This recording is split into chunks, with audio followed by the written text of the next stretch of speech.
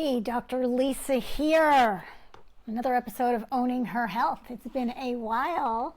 I welcome you back. If you didn't get a chance to go onto my accompanied Substack, I will have the link in the show notes, but you can get on over there over at curvyhustle.substack, and you can find me over at Dr. Lisette Alvarez Holland. Because basically I put an episode over there, I put a precursor to the return of where I've been, okay? And it's not a trauma story. For a lot of you who are going to resonate and probably really enjoy the new show and the format and the conversations here, you're someone who probably has gone through a lot of that, so we'll get into that. The woman I'm talking to right now probably will find this podcast very helpful in her personal operating. I think a lot of people right now are in the conversation post-trauma. When I last was doing this show on a regular basis, we were just getting into that biopsychosocial conversation. I was talking about, taking the yoga off the mat, how women who were getting symptoms from being in that system, that worldly order, had flipped their pain, turned it into a passion project, and kind of were able to monetize on that. And that, that was a lot of like the trauma conversation, this and that. Everything has now evolved into regulation and looking at the nervous system. So we're getting closer and closer and closer to that idea of this really not being about the symptoms and the problem list, but really about being about, okay, so we've got the symptoms, we've got the problem list, we understand this has been uncomfortable, we understand this has been unfunctional, but what are we going to do about it? Because I know tradition would say, let me give you a Band-Aid, no matter where you are, healthcare, education, definitely in finance, unfortunately. The idea was to give you a Band-Aid and then we patch it up and we keep moving on because it's urgency and it's forward viewing and forward looking and if you and money follows urgency. And let me break this down for you. Here's the lie. Money follows urgency when the urgency is creating chaos and destabilizing you and your nervous system and everything else about you, the field right now, right? Flooding the zone, so that you make impulsive decisions, you make reactive decisions, and the person who's manipulating that field or manipulating that urgency or manipulating that market then makes profit off of you. That's what they're telling you to do. And that's for why so much of the work I was doing with Mind Body Brand Academy, those of you who were following me then, don't worry, you don't need to know a damn thing to follow me now, and it's actually going to be a different show. But when we were talking about breaking it down just for creating our little utopias, what we weren't really connecting the dots were how much the systems were going to change and be manipulated in the same way that we were being manipulated personally to buy and consume. Well, they got smart and decided let's just do that to buy and consume our country here in America. Or let's just do that to kind of gobble up the money and the structure. And they've really been breaking down the infrastructure. Everything that was working has been broken down. So what does this mean to you? It means that now owning her health has to have a definition. First of all, who is her? Who is her? Her is very distinctly the woman, self-defining woman, but I am speaking specifically to the biospiritual and biospiritual ecology of a woman. So yes, that's going to have a certain XX genome developmental pattern. Now, whether or not you've got other things in there, XXY, XYY, things like that. That is a excuse me, totally different conversation. I'm speaking very specifically to the Cassandras of the world, and I'll get into that in a minute. I think you'll find my podcast most useful if you are very much like me, a systems thinker. And so while we were talking about the symptoms, you now understand we're in a world where we really need for women to understand the system. When we were given the playbook in second wave feminism, okay, that was wonderful. Here's the playbook, but we were given sort of pages we were allowed to read in it. We were told where our place was. And then third wave feminism, the idea was to, hey, I'm going to get to read and use and play the game from this playbook. If I'm capable of it, if I produce outcomes, if I can run on the field with you guys, then I should be able to play. Okay, that was the conversation.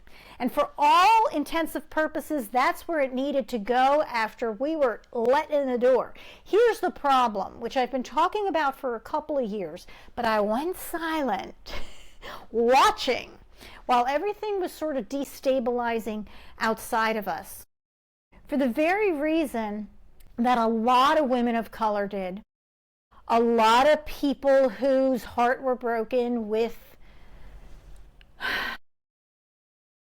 kind of people running straight back to that old playbook when we had been making progress, honestly, from like 2016, 17, that progressed into the Me Too movement, and then the pushes of the Me Too movement, both on all the pillars of health, all the social determinants of health.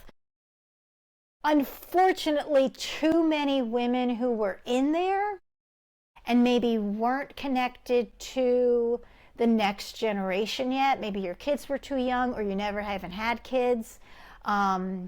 Maybe you were given entry and you didn't realize the assignment.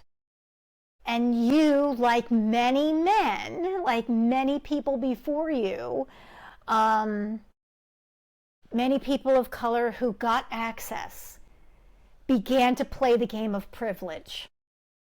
The name of the playbook is not patriarchy. The name of the playbook is privilege.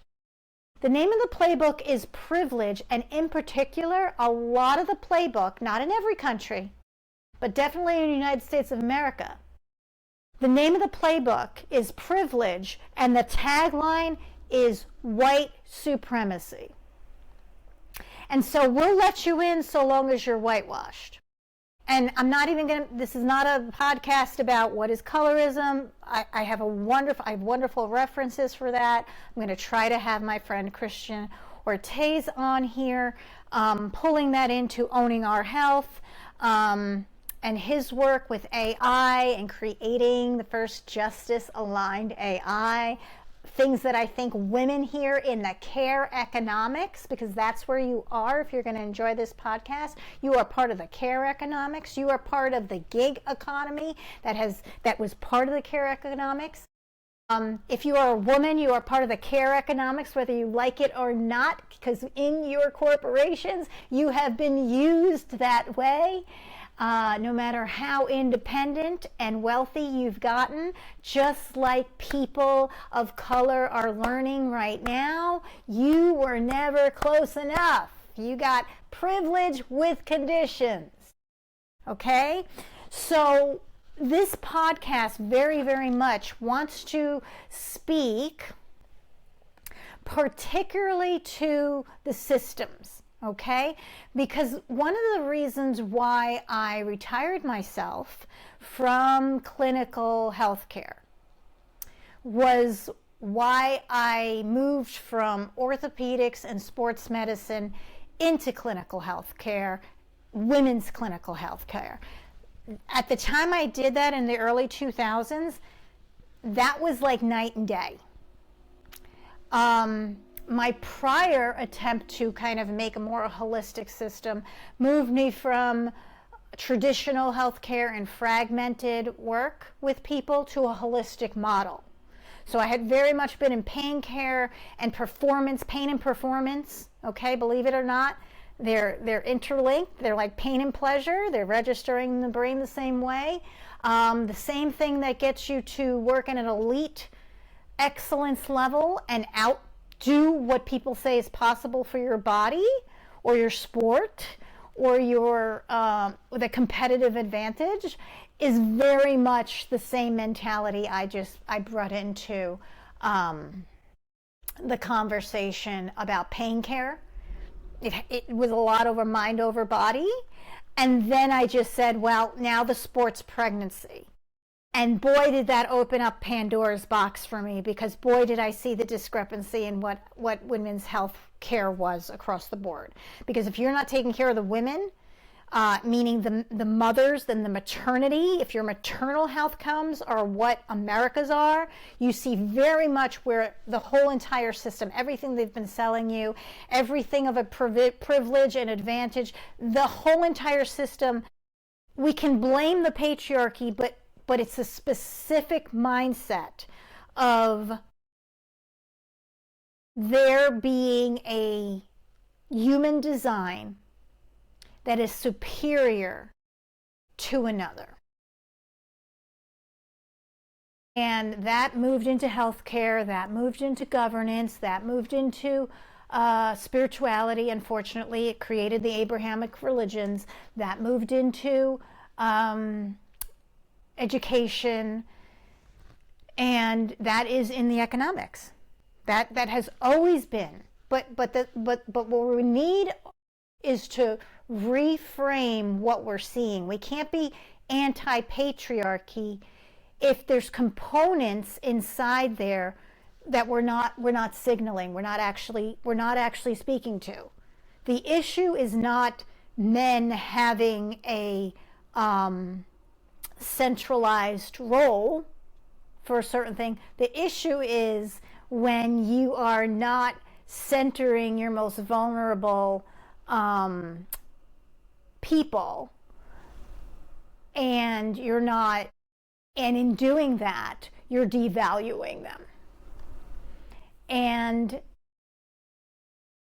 patriarchy never centralizes the man. See, that's where people get going. And we're going to go into, so like we're going to have like deeper systemic conversations to some of the things that are causing there to be health inequity, causing there to be such a pushback to the point where right now grants are not funded, and DOGE went in and basically we found out they were just using an AI system, and anywhere they saw women, transgender, blatant DEI call-outs, either disability, black, brown, and anything like that, they just kind of cut it. Because what this system does is it dehumanizes pretty much everyone based on their socioeconomics and their genitals. And the socioeconomics is what's more important than your genitals, because they will allow a woman in first if they feel they can use and abuse her and steal, rob, and cheat her of her money and her ideas, before they will let a man in who they don't see value in terms of consumerism, capitalism, or some sort of business transactional negotiation. That is 100%. So we're going to be peeling the onion a little bit. We'll get deeper into it on the Afterglow, which is the Owning Her Health Substacks shows and individual sponsor-funded events and things like that. So I really am looking, when I look at the last, I'm going to say 3 years, it's about 2.5 years since I was doing regular Owning Her Health podcast shows. I had retired myself clinically there but I still had not, I had recovered, but I had still not reconstructed my life. And to be perfectly honest, I'm glad, because it would have had to be deconstructed again with everything that's going on. With everything that's going on. It wouldn't have been stable enough back in 2023, earlier 2023, middle of 2023, to be stable enough, and it would have been a big waste of time. So thank you, God, thank you, Jesus, thank you, my saints and angels and all of my guides, and my own gut and my own authority in guiding me that way. But I was going to retire this show, and I got a really strong pullback to a lot of things that brought me to forming this show in 2016. So that's the first thing that happened and why I'm back now. I did retire the Belly Guru, the brand, and I had closed the center. For those of you who have been with me, I had closed the center at the end of 2013. I moved things online and to little locations more locally, but I had been moving online to move into leadership development, peer leadership development, particularly in building a brand, basically copying what I had done in a boutique practice, cash-based. Long story short, what I was doing, not really understanding at the time, but intuitively understanding, but not having the words because we weren't discussing the needs. I was forming a community health hub. What my yoga training center was, and anyone who was local in the Charlotte metro area that actually came to it was a community health hub. At the time I closed that, I had a multi-practice like network in there where I was the gatekeeper. So I had not only extracted a more holistic model and wanted so desperately to put that into the medical system at the time, and that's when I was working at the hospital, and that's another show and another story in itself, but I then was already seeing the bifurcation of healthcare into the arm I went in and tried to develop, which was community health, okay, and then medicine. When I left the hospital system in 2011, finally, that was the last time I worked for the hospital system, not the last time I worked for healthcare. That clinical decision was a business decision because of the politics, because of the health politics, because of the bureaucracy, for the corporate politics. Again, different show, different time, we're going to get into it. Because it's important for right now. It's not for me rehashing my story. It's because the things I would say to those in my Mind Body Brand Academy and those intimate circles, I pray and I hope those women are remembering these little stories, and if they're not, we're going to talk about them again in the mindset of 2026 instead of the mindset of 2016, 17, 18, 19, and 20. Okay? Because we know it is a whole new world. We don't yet have the infrastructures set for what it's becoming. We have no idea right now with AI, just with AI alone in the last year. And I will tell you, we're going to have a show on that because for a couple of years I trained them. I trained LLM, and I think at a very critical time, I saw what was going on in 2022 with NFTs and the talk of it. And as soon as we were given the opportunity to try ChatGPT, I was on there. And I was already thinking, I can see the beauty of this, but I saw the need for safety nets. I still don't know how HIPAA's getting around it. I know it's all a scam. I understand they have a nice little label on it, but I think you better be careful because just this week, I don't know if it was yesterday or the day or it was Friday. You never know now, right? You never know what you're getting in your feet. But it's very, very recently that the lawyers are scared poopless because it was shown that I guess a law group or a company had brought up a stance that they had uploaded stuff, but it was their proprietary, it's supposed to be on their computers, but the court said, look, if you're going to put something, as soon as you put the information in to a third-party system, you are relinquishing your rights to non-discovery. So it might be private for them and their company, but if I'm a lawyer and I want to bring it up for discovery, you no longer have that. And to some extent, we've seen that with Google searches and using our internet and sending emails and things like that. But again, I'm talking to the doctors, the nurses, the doulas, everybody's putting their notes on there. I know they separate things and they tell you when they put it back in your EMR, but it's your liability, okay? Just remember when they were bringing in that EMR and they were talking to you about managed care contracts, how they made it sound like, we're going to bring the people to you, it'll be packaged plans, you'll know what you're getting in money. EMRs, they told you that you were, going to be able to talk to everybody, make it really simple, you're going to be able to do electronic records, it's going to be really, really fast. If you've been in the system, in the healthcare part of the care economy, in medicine, okay, not necessarily in community medicine, because I know community health, because I know we all kind of tried to do it our own way because of the exhaustion of that system. It never worked. It was never good on onboarding. Kept the liability, even though it made the hospital systems and the medical systems and the insurance companies, who are now venture capitalists, again, different show, we're going to get into all of that,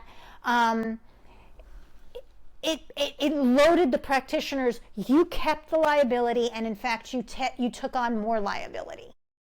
You know what I'm talking about. If things get messed up here with the AI and there's a data breach and whatever, and you're using it, yeah, they're going to come after you, because, and even if they come after you and the company that you're putting into your system with AI right now, there's no guardrails, which means in corporate speak, we can do whatever the hell we want until somebody calls us on it and somebody makes a law where we can't because of that court case.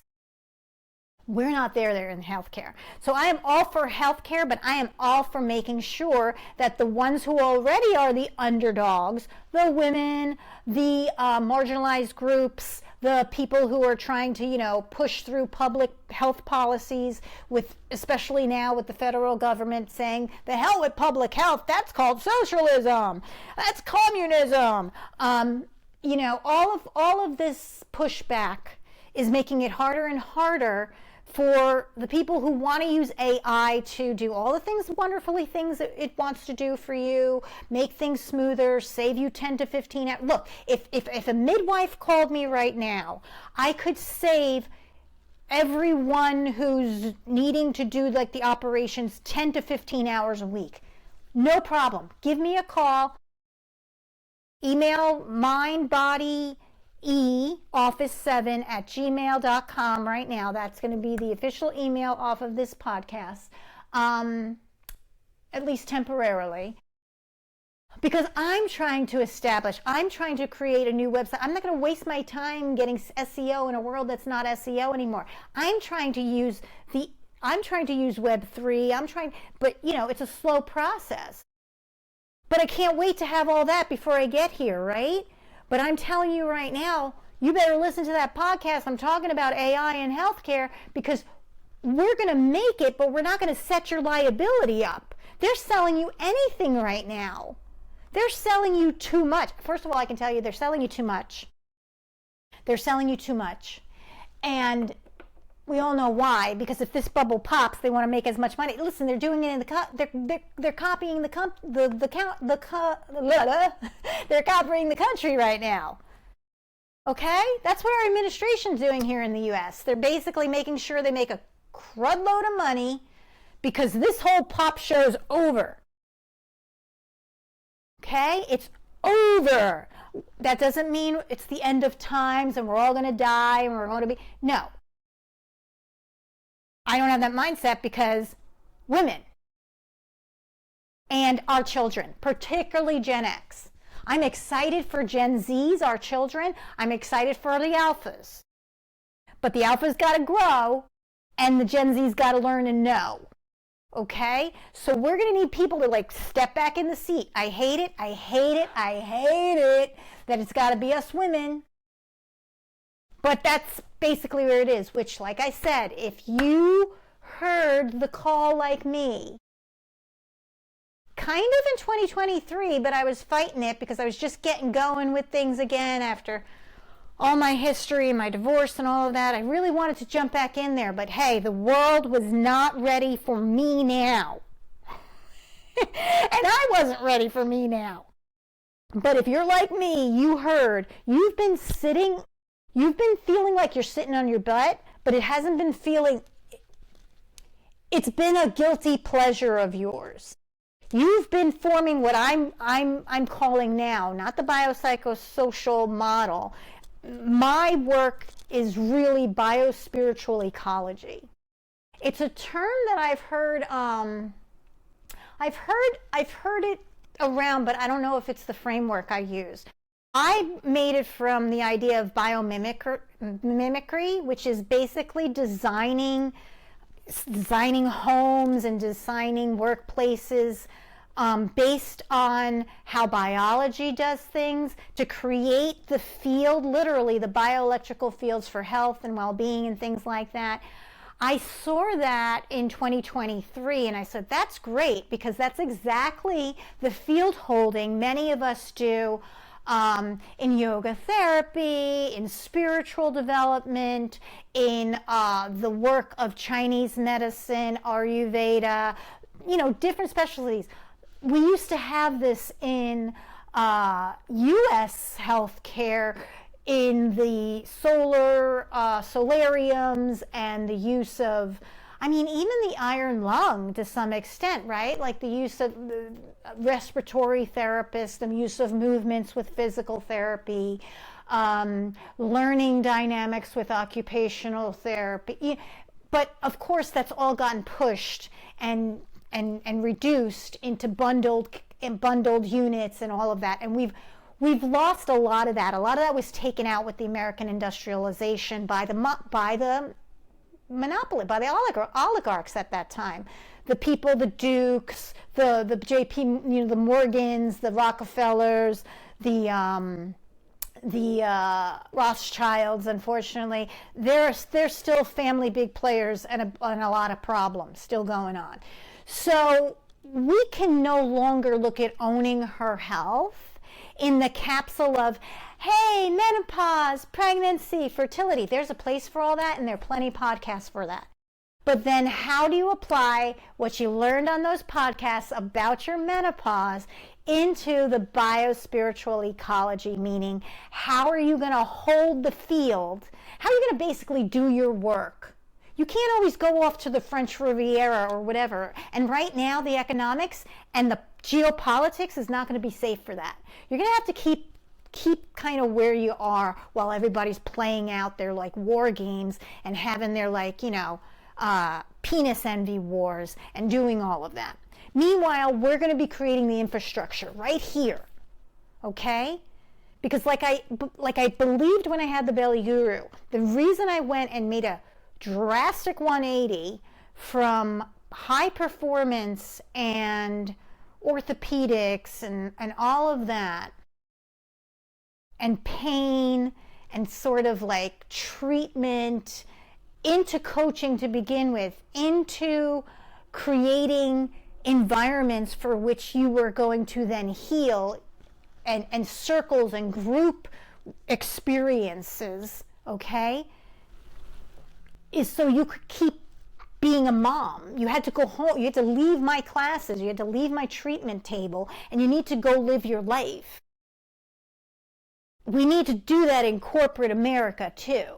We need to do that all over the world, but particularly in corporate America because of the mechanistic and the robotics and the automations and okay? The people I used to treat were broken women from that system. And honestly, the reason they would come to me was for the Band-Aid, because I didn't even know enough except to extract them from the system and say, how could we create your business, take your career skills, and put that in a little utopia where you could make more money in less time, and then still sort of turn off your mommydom and do that work, and then turn off your work and your career head and go be your mommyhood. And it was still so fragmented because the system was giving permissions. We were doing very well for giving permissions, but the people who were being held accountable for the system, for the advantages they were taking on the care economics, which is basically the fertile structure for all the rest of the economics, for the abuses that they were doing to the women and marginalized communities that they then would turn around and sell to them and extract more from them and put them in vulnerable positions in all the pillars of society. Yeah, they made such an impact in a few handful of years that now we got the 2025 agenda. And yes, we can say that's been in since Nixon, and the Republicans that didn't like what happened with Nixon and pull it into politics, whatever. But that was just a dream.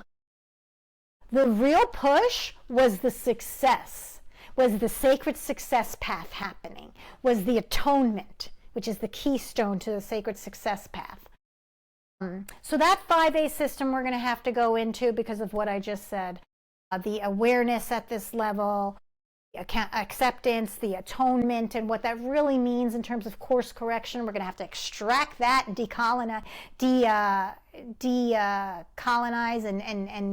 and deconstruct that from religion, that word itself, so that we can move into our true authority here. So this podcast is really going to be about that. How do we, I can't concentrate and type at the same time. How do we keep our momentum up while we're holding the field? Because there really is no way to keep our momentum up while we're also doing the work and filling in the gaps for the people who are purposely leaving the gaps so that we go and fix it because they claim they can't, and then they say they're victims for us going in and fixing it and doing it better than them. We can no longer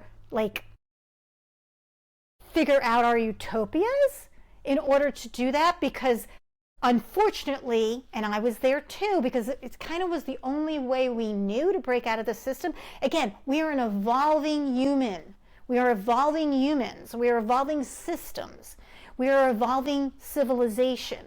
And I hope, beyond hope, that we can see this end of civilization, because that's where we are. We are at the end of times, okay? I don't think we're going to, we've already, okay, those of us who are going to enjoy this podcast now, listen, we had the rapture. We saw it, okay? We awakened into our heaven and hell and purgatory and whatever the freak that rapture takes you to. We done that. That was me in the first, owning her health, belly guru, all of that, okay? Where we are now, we're in a new world already. This podcast is, we're entering your era, my friend. If you're the Cassandra, and I would have you look up Cassandra paradox or curse, okay? We've been the, what did they say? The canary in the coal mine, okay? We played that game. We tried to alert people. We said, F you, I don't have the energy. I got to create my utopia. Well, now we're back in the game. We have to be. We have to be. You've got to be in the AI game. You do not need to do it and use it and put yourself in insecure spaces and automations and all of these things that are not taking care for where they're leaving loopholes and then going to gaslight you. Let me talk to you in a private conversation about that, okay? We're going to talk about that here, but if you can't wait and that's where you're at, let me talk to you in a private conversation about that, okay? But you cannot be anti-AI right now. It's here. When you need to be anti-AI, you need to have your eye on the ball while we were all in our little utopias, in our little women's health centers, and our little wellness centers, Ayurveda centers, all these wonderful things, acupuncture, all that wonderful things. Well, guess what? They came in, and as soon as you were talking to Siri and Alexa, you, my friend, were in the world of AI. So you're not anti-AI. You're anti the people who are using it and manipulating it and being the bad players with it right now. But you can't give it over. You can't give it over to only them and put your, pull your shirt over your head and say, well, I don't want to look at that until it's all fixed. We're fixing it. The empaths, the Cassandras that I'll get into right now, the women who realized Lady Boss was a freaking use of them to hold up the systems of oppression and have been on the path of self-discovery and figuring things out for like 1 or 2 decades already. Getting back to the Cassandra paradox, that's the person who possesses accurate knowledge. Okay? Insights, foresights, you're a systems thinker. Many of you are classifying yourselves as diversity, mixing with, some form of maybe some disability that you're finding in a world that's made very ableist.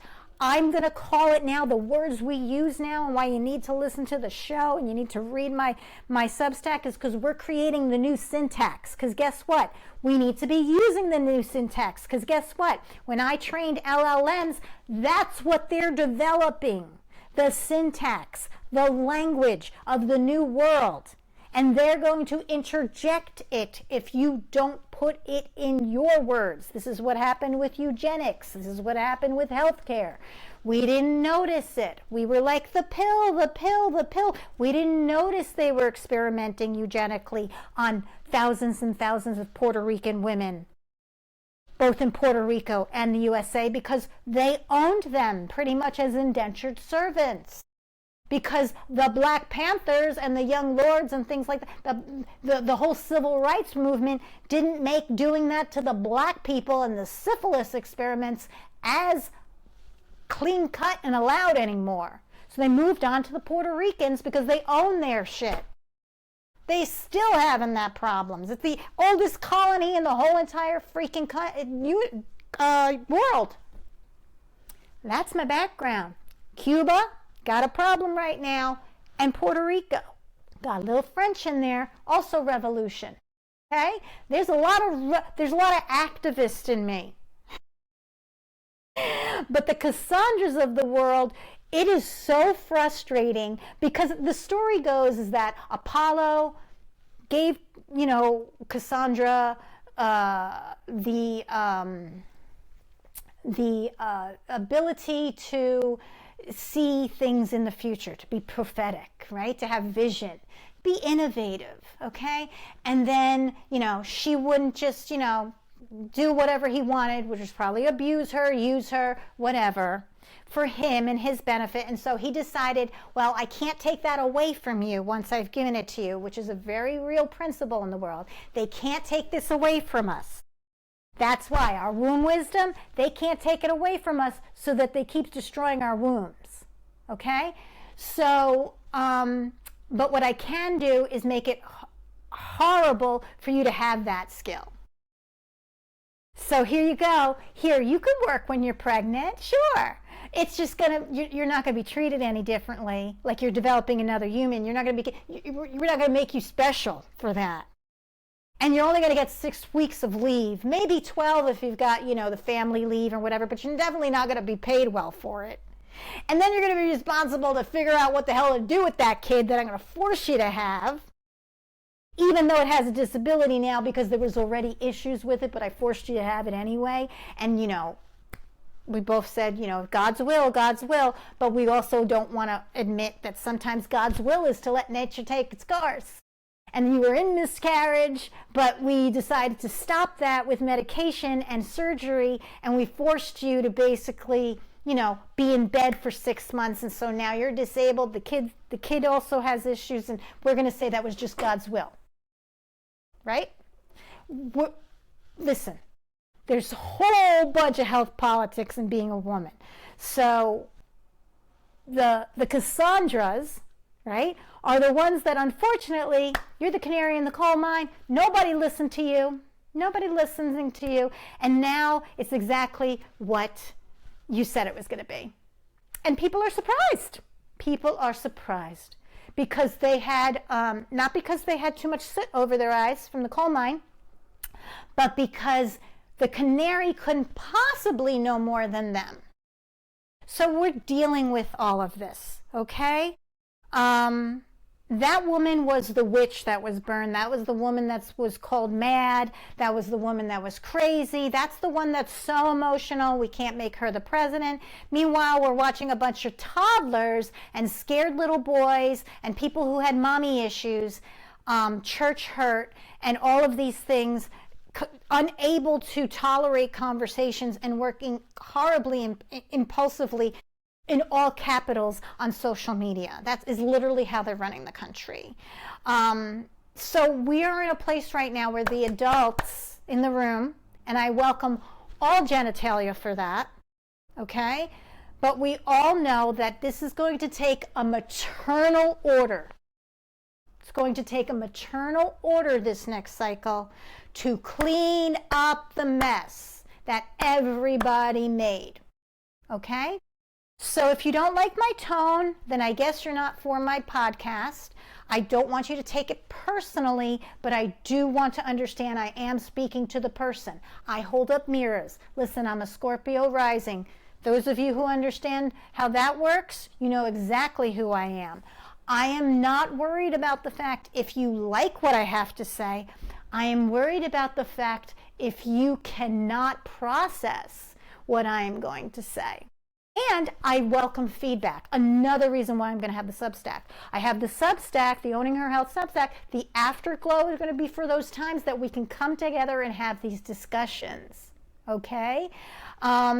The posts that I close up, the comments are exactly for that too. Because those conversations and those things that I want to take action.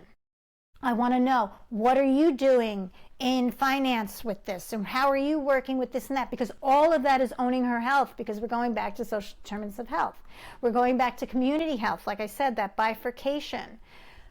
We're in the community health conversation now. I don't care what goes down with medicine. I mean, I care because I may have a medical event, but if we do community health right, and we realize it's a colonized original model, it's a template for all of human well-being in all governance, education, relationship, authority and leadership for enterprise design and organization, so you can build communities and towns and societies and things like that. Then we can bring in the AI conversation over that, because we've got inherent ethics. We've got inherent ethics. And from that we could form the guardrails. So all of these things overlap. We have to understand that. All of these things are overlapping. Her health is political. Her health is more than her symptoms. We need to make sure that healthcare providers, particularly allied health, and I'm including you, the peer educators and the policymakers and the community advocates and activists, we're all going to have new roles in this world of AI. Okay? We're going to be people with certain skills who no longer have to fit in certain boxes in order to be of value for certain things. And that is a wonderful opportunity for the people who have been pushed out of those boxes that those nubby little hands are still trying to hold on to. Eventually, they're just going to drop dead. Okay? Again, if we create the containers and the biomimicry, the bioecology, the biospiritual ecology, the energy systems in how our dynamics and how we're using our power, then the politics sort themselves out. We've just never been in a place. We've honestly never been in a place before in recorded history where we've had, I think, the social push of women who have had a taste of so much of what men have had at the same time. Yes, we had women pharaohs. Yes, we had women queens. Yes, we had, but they were so few and so centralized on empire. They did not have the taste of democracy. They did not have the taste of a republic voting literally by the people, for the people. And the people who had that taste the longest in their life are young still. They're me. I'm going to be 54. I have still many years ahead of me, pending not some cancer and malignancy and whatnot. I mean, these things can happen, but I can't be living my life based upon my family's history and this and that in a way that stops me. In the same way, I can't be living my life based upon my family's ancestry lines and Afro-Caribbean cultural stories and all of this. They are important. We will be owning her story in owning her health, but the syntax, right? We need to be using the same language. Those of you who join my Substack at the paid level and sponsorship level, I'm going to be creating, and you will get access to this syntax glossary, okay? This isn't to be exclusive to people who can't pay. Listen, if I see you as a bright light in the community and you can't pay, you will never not have access to things that I have and I'm putting out in the world. But I need to support this shit. That's what it comes down to it. Okay? People don't like the Cassandras. The effect is that they've done research now. There is a Cassandra syndrome. We've gone to psychology and we realize human beings would rather belong in ignorance than be facing truth that they don't have the capacity, neuroregulation,